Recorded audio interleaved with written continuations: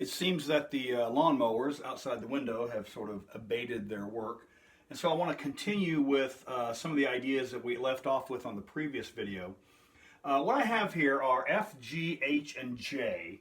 There are four functions, and they are identical, as you can see, 2x to the third minus 4x squared minus 5x.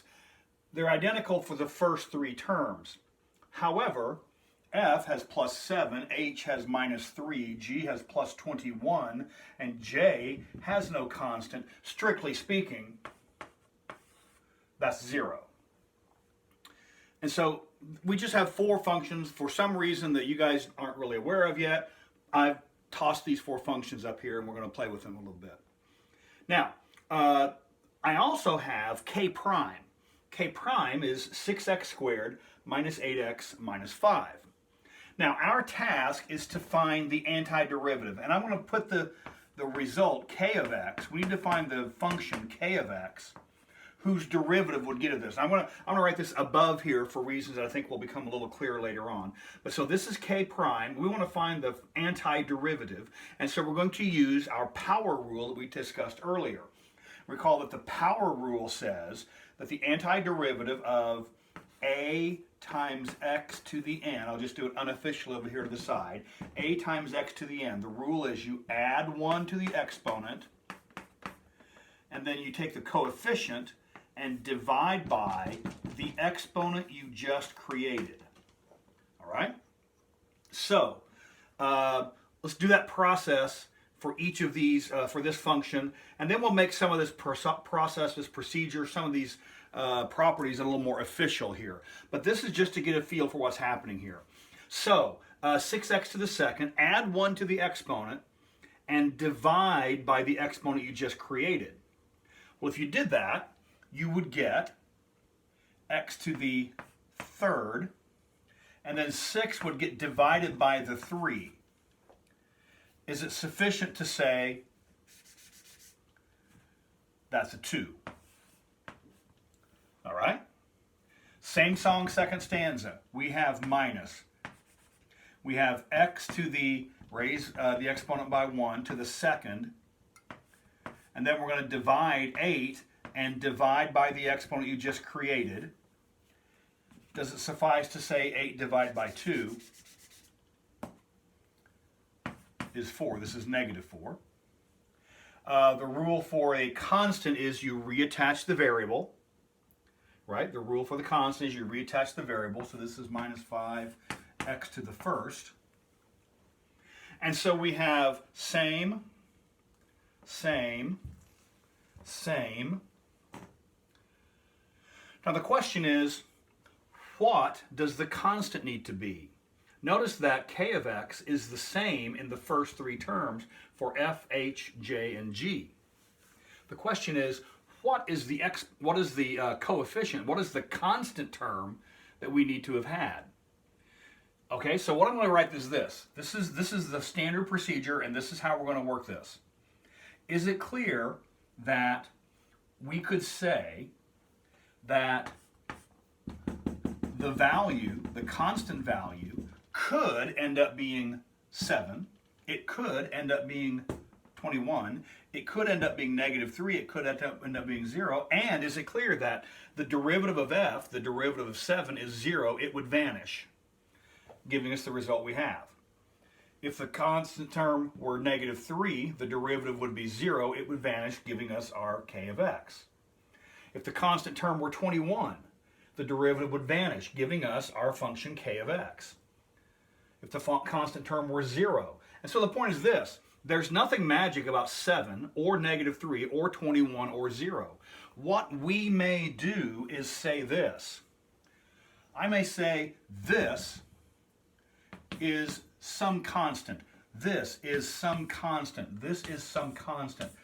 And so when we take the antiderivative, when we find the antiderivative of 6x squared minus 8x minus 5, the antiderivative is 2x to the third minus 4x squared minus 5x, and there is some constant. And so what we typically do is we write plus c, representing the fact that we know there is a constant there. But if all we were given were this to start with, and we did not have which of these to deal with, we would not know what constant would be present. The idea is this: k prime, the antiderivative is k. It could be that the constant was 7, in which case our result would have been this. It could have been our constant was -3. This is our result. It could have been our constant is 21. It could have been our constant is 0. So any value is allowed for this constant. We allow for that possibility by saying this: the antiderivative of k prime, 6x squared minus 8x minus 5, the antiderivative is k, 2x to the third, minus 4x to the second, minus 5x, plus some constant whose value we don't know yet. We're not privy to the value of what the constant is. That depends upon other information. Now, if there were other information in the problem, if this were part of a larger problem you were working on, then there might be some other information in the problem given that would allow you to deduce that the value of c is, let's say, 21, in which case this would have been your final result. It could have been that the constant of integration, it could have been this value, this constant that you would generate here from this antiderivative process, it could have been that works out to be -3, in which case, is it clear, -3 is the same thing as plus -3. So if the constant of integration is a negative number, we still write it as plus because the value of c might itself be negative. Students wonder why we don't use plus or minus. Well, because if the value of c is negative, then we would have agreed to write it this way, plus -3. And conceivably, the value of c could have been 0. In many cases, that value is going to be 0. But typically, if all you're given is the derivative and asked to find antiderivative, you won't know that value. So we allow for it by simply writing c, and this is called, for now, we're just calling it this constant that we generate from the antiderivative.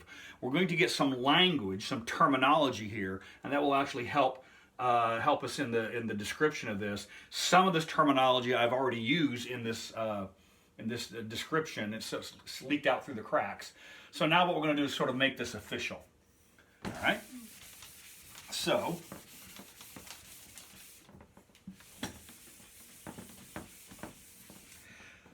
now, typically, if we have f of x, we indicate the derivative of that by f prime of x. And then the derivative of that is f double prime of f. The metaphor we typically use is it's like we're climbing down the ladder. Remember that if this is a polynomial, this is not the only possibility, but if this is a polynomial, if this is degree 4, this would be degree 3, this would be degree 2, and we think of this as sort of descending because the degree of the polynomial is getting smaller. Well, if we're given f prime and we want to work our way back up to f of x, we use this process of computing an antiderivative. Is it also clear if you were given f double prime, then the antiderivative would give you f prime. The antiderivative of that would give you f. But this is a function in its own right. This function also has an antiderivative. The question is, what is the notation that we use? And typically, the standard is this. If little f is the function, its antiderivative is denoted capital F. If this is little g, this is capital G. If this is little j, this is capital J. Whatever letters you represent the function with, the antiderivative is the capital of that. That's not said in concrete, but that's typically the notation we use, just like this is the notation we typically use. All right? Now, the next question is, what is the antiderivative of capital F? Well, the symbol we typically use is a script F. All right? So if you have script F, the derivative is capital F, the derivative is lowercase f, the derivative is lowercase f prime, and so on down the scale.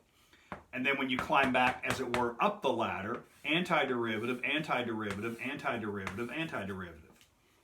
Typically, students want to know what's the next notation. Well, there isn't really a standard one. You would sort of need to make something up for that purpose.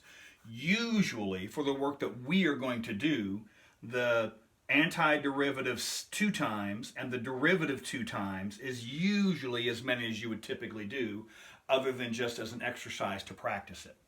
So usually this will get you through anything you're going to need to encounter, and anyone who knows what you're doing knows this notation. This is standard. This is in every textbook, every instructor, every course you'll encounter. This is standard notation.